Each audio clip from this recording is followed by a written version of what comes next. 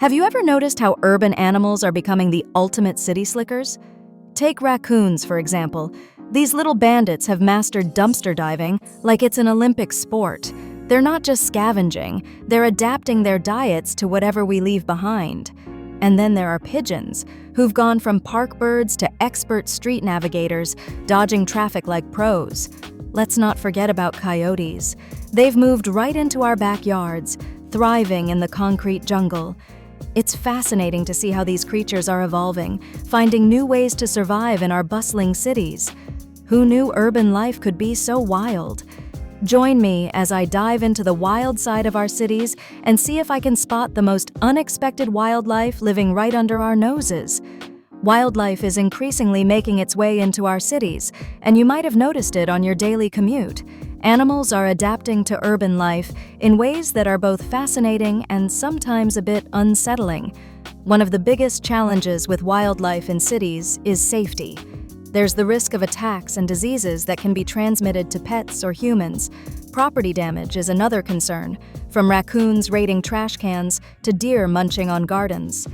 And then there's the impact on local ecosystems. When wildlife thrives in urban areas, it can disrupt the balance of the environment. The presence of wildlife in cities raises questions about how we coexist with these animals. Are we doing enough to protect them and their habitats? How do we prevent conflicts between humans and wildlife? These are complex issues worth exploring.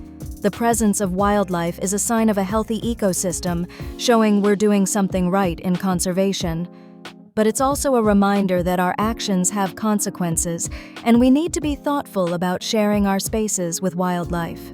Raccoons are one of the most iconic urban wildlife success stories, thriving in cities and making themselves at home in attics and chimneys. Coyotes are becoming common in urban areas, surprisingly adaptable to city life. Deer are also doing well, often finding plenty of food in gardens and parks. So what's behind this trend of wildlife moving into cities? Urban areas often mimic natural habitats, providing food, water, and shelter for these animals. Many of these animals are highly intelligent and resourceful, adapting to new environments to survive. In some cities, communities are banding together to find solutions to wildlife issues.